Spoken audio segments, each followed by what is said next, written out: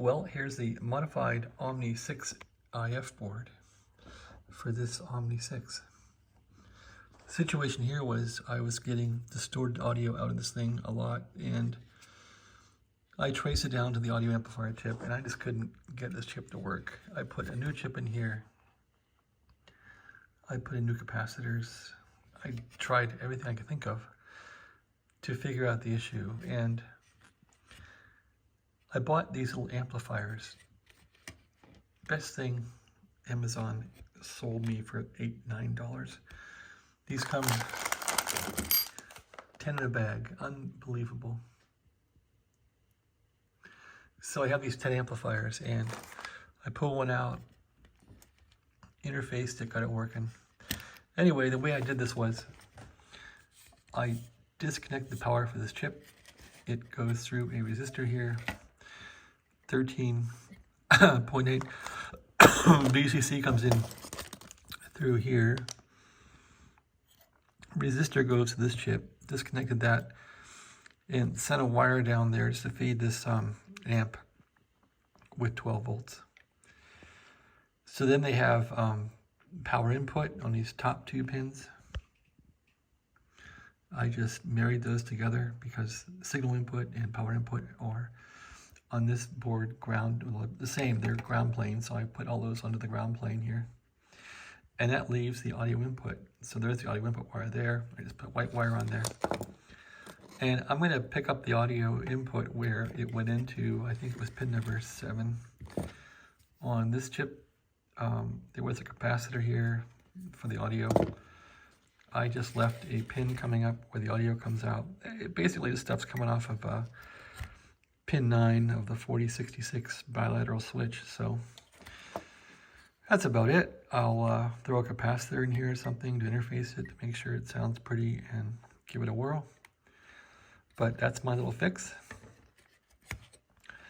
I was spending hours trying to fix this thing. I even took one of my spare chips I was going to put in this thing and tried to breadboard it to make it run on the bench, and that didn't work out real well. So this was my fix. I couldn't beat 8 amplifiers for $10, even with a volume control.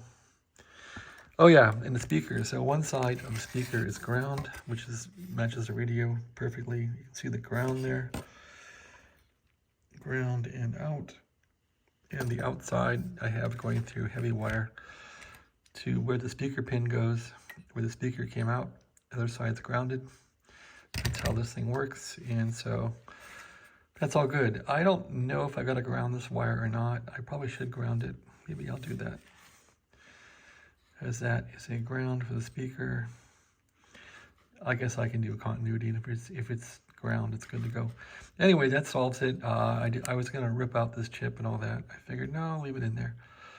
So it's in there. All the capacitors still here. I just took the power off through that resistor there. Anyway, this fixes the board, I hope. I haven't tried it yet, but I did breadboard this in the last video and it worked. So now I've mounted it. And a little screw down there to hold it on. And that's it. So hopefully the 10 Tec audio problem is solved on the Omni 6. And I can get on to fixing the transmit. This thing will transmit, it just doesn't have the ability to regulate the power. So I got to trace that down and then make sure it's all tuned up and works right. But this is a big factor in the ability to receive on the receiver. So we'll see how this goes. Anyway, that's my video. Hope you enjoy it. If you have an Omni 6, that might be a way to fix it. I have another IF board here, which I bought. Doesn't work. It does the exact same thing. I thought it was a 4066.